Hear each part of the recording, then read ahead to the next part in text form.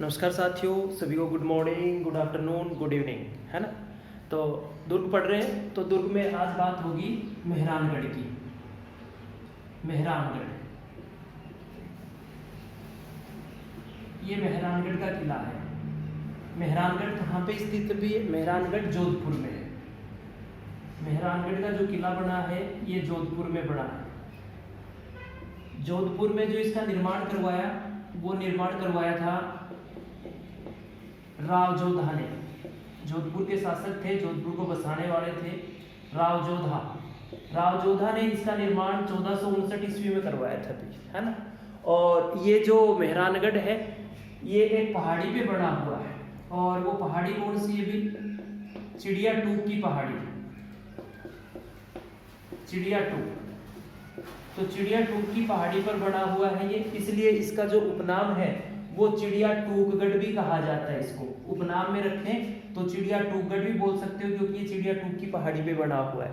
फिर बात आती है कि ये पहाड़ी पे बना है तो ये किस श्रेणी में आएगा? ये गिरिदुर्ग की श्रेणी में आएगा। क्वेश्चन पूछा जाए आपसे, मेहरानगढ़ दुर्ग की श्रेणी में आता है, तो मेहरानगढ़ है वो गिरिदुर्ग की श्रेणी में आता है, और ये चिड़िया टूक की पहाड़ी पर बना हुआ है। फिर बात आती है इसके उपनाम की। इसके उपनाम क्या क्या है? तो जो मेहरानगढ़ है, इस मेहरानगढ़ के जो उपनाम है मयूर ध्वजगढ़, मयूर ध्वजगढ़, इस नाम से इसको जाना जाता है। मयूर ध्वजगढ़ कहा जाता है, मीरीगढ़ कहा जाता है, मीरीगढ़, है ना, मीरीगढ़, ये भी इसको कहा जाता है। फिर गढ़ चिंतामणि, गढ़ चिंतामणि, गढ़ चिंतामणि के नाम से भी इसको जाना जाता है। फिर वास्तु के हिसाब से, वास्तु शास्त्र के हिसाब से जो इसका नाम रखा जाना था वो था मीरीगढ़। वास्तु शास्त्र के हिसाब से इसका नाम क्या है? मीरीगढ़ नाम है इसका। फिर सूर्यगढ़ भी कहते हैं इसको, याद रखना ये नाम बहुत कम मिलेगा आपको। हाँ, सूर्यगढ़ के नाम से मेहरानगढ़ को और जाना जाता है। कगमुखी, कगमुखी भी कहा जाता है इसको। हाँ, कगमुखी के नाम से भी जाना जाता है, ठीक है। तो मयूर ध्वजगढ़, मीरीगढ़, गढ़ चिंतामणि, सूर्यगढ़, कगमुखी, वास्तु के हिसाब से इसका नाम था मीरीगढ़। अब बात आती है कि मेहरानगढ़ जब बनाया गया मेहरानगढ़ को, तो जब मेहरानगढ़ बनाया जा रहा था तो इसके निर्माण कार्य में जब इसकी नींव रखी गई थी, तो जो नींव रखी गई थी वो करणी माता के हाथों रखी गई थी। करणी माता, करणी माता है वो। करणी माता का मंदिर कहाँ बना हुआ? भी करणी माता का मंदिर बना हुआ देशनोक बीकानेर में, देशनोक बीकानेर। उनके हाथों से इसकी क्या रखी गई थी? और नींव रखी गई थी। करणी माता का जन्म जोधपुर में ही हुआ था, सुवप गांव में। हाँ, सुवप गांव जोधपुर में ही करणी माता का जन्म हुआ था। तो इन्हीं के हाथों और क्या रखा गया था? और इनकी नींव रखी गई थी। बताया जाता है बार बार मेहरानगढ़ की नींव है, रखने के बाद में इसकी दीवार है, दीवार वो ढह जाती थी, इसका निर्माण कार्य है वो आगे नहीं बढ़ रहा था। तो इसमें इसकी नींव में एक बलि दी गई थी, और वो बलि दी गई थी वो किसकी दी गई थी? राजिया भांबी, राजिया भांबी नाम का एक आदमी था, उस राजिया भांबी नाम के आदमी की और मेहरानगढ़ की नींव में और बलि दी गई थी, ठीक है। फिर इसमें तोप रखी हुई है। तोप कौन कौन सी तोप है? तोपों की बात करूं तो कई बार पेपरों में पूछ ली जाती है, जो विशेष किलों में रखी गई है। तो यहाँ पे जो तोप रखी गई है उनमें गजनी खां तोप, गजनी खां, गजनी खां तोप रखी गई है यहाँ पे। शंभू बाण तोप, शंभू, शंभू बाण तोप एक ये रखी गई है। तीसरी है इसमें बिच्छू बाण तोप, बिच्छू बाण, बिच्छू बाण तोप, ये भी यहीं पे रखी गई है। और चौथी है कील किला तोप। चौथी तोप कौन सी है भी? कील किला। हाँ, तो तोप रखी है इसमें गजनी खां तोप है, शंभू बाण तोप है, बिच्छू बाण तोप है, कील किला तोप है, ठीक है। फिर इसमें प्रवेश द्वार बने हुए हैं, और जो प्रवेश द्वार बने हुए हैं, प्रमुख द्वार हैं, उनमें नाम आते हैं वो किस किस के आते हैं देखना जरा। जयपोल, हाँ, ये जयपोल बना हुआ है यहाँ पे। एक बना हुआ फतेहपोल, हाँ, जयपोल, फतेहपोल, और एक नाम है लोहापोल। ये बने हुए हैं यहाँ पे, ठीक है। तो अब बात आती है कि जयपोल का निर्माण किसने करवाया था? तो जयपोल का निर्माण करवाया था मानसिंह राठौड़ ने। जयपोल का निर्माण किसने करवाया था? मानसिंह राठौड़ ने करवाया था जयपोल का निर्माण। फतेहपुर का निर्माण राजा अजीत सिंह ने करवाया था, जो जसवंत सिंह के पुत्र थे। फतेहपुर का निर्माण किसने कराया था? अजीत सिंह ने। और लोहापोल का निर्माण करवाया था वो मालदेव राठौड़ ने।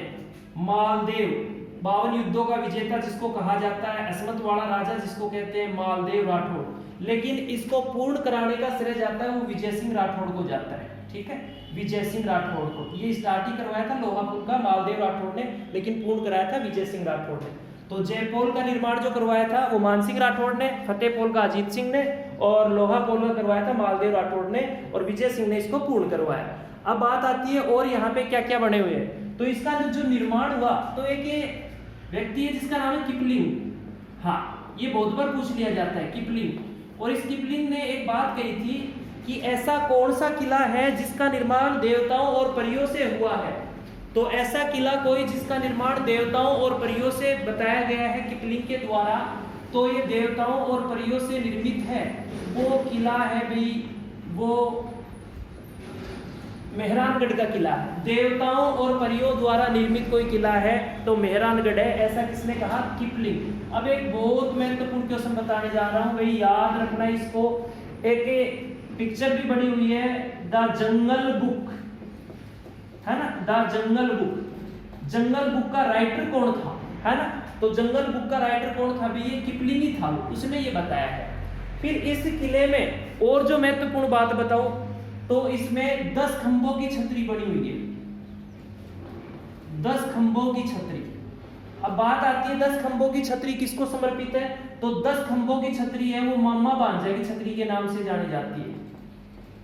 10 खंभों की छतरी को किस नाम से जाना जाता है? मामा भांजा की छतरी। तो आपसे पूछा जाएगा मामा भांजा की छतरी है वो कहाँ स्थित है? तो मेहरानगढ़ किले में। मामा भांजा की छतरी है वो कितने खंभों पे है? तो 10 खंभों पे स्थित है। फिर एक और बात, मामा भांजा की जो छतरी बनवाई थी वो अजीत सिंह ने बनवाई थी, ठीक है। लेकिन बात ये आती है मामा भांजा थे कौन? क्योंकि थोड़ा सा और अलग से भी पूछ लिया जाता, चेंज करके पूछ लेगा। तो आपसे पूछेगा दन्ना भीमा की छतरी कहाँ पे है? तो दन्ना भीमा की छतरी ये मामा भांजा की छतरी है। दन्ना और भीमा ही मामा भांजा हुआ करते थे, ठीक है। फिर बताया जाता है राठौड़ों का यूलिशियस, क्योंकि यहाँ पे सारे राठौड़ी थे जोधपुर में, मेहरानगढ़ में जो भी ये राजा हुआ करते थे राठौड़ी थे, राठौड़ वंश था यहाँ पे। तो राठौड़ों का यूलिशियस बहुत बार पूछेगा आपसे, राठौड़ों का संरक्षक या यूलिशियस देगा नाम आपको। राठौड़ों का यूलिशियस या राठौड़ों का संरक्षक किसे कहा जाता है? तो वीर दुर्गादास राठौड़ को, वीर दुर्गादास राठौड़, ये याद रखना। तो दुर्गादास राठौड़ उसकी गाथाएं हैं वो भी आज मेहरानगढ़ से जुड़ी हुई है, मेहरानगढ़ से उनका संबंध है। फिर यहाँ पे एक फूल महल बना हुआ है, बहुत फेमस है। महलों की बात करूं तो यहाँ पे फूल महल, और ये जो फूल महल है ये अपनी सूक्ष्म मीनाकारी या बारीकी से जो चित्रित भित्ति चित्र बनाए गए हैं उनके लिए बहुत फेमस है। तो इसको याद रखोगे, फूल महल। फूल महल कहाँ पे? ये मेहरानगढ़ के किले में स्थित है।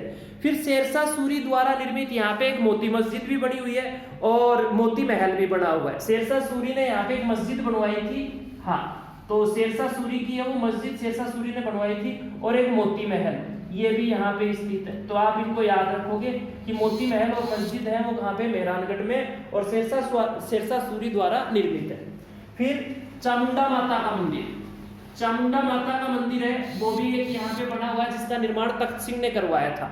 चामुंडा माता का मंदिर है वो मेहरानगढ़ दुर्ग में है। फिर एक तख्त सिंह ने ही एक और इस मेहरानगढ़ में एक चौकी जिसको श्रृंगार चौकी के नाम से जानते हैं, तो श्रृंगार चौकी और बनवाई थी, श्रृंगार चौकी, ठीक है। तो आपसे पूछे श्रृंगार चौकी कहाँ पे? तो श्रृंगार चौकी एक और मेहरानगढ़ में स्थित है जिसका निर्माण किसने करवाया था? और इस तख्त सिंह ने ही उसका निर्माण करवाया था, ठीक है। तो इसको आप याद रखोगे।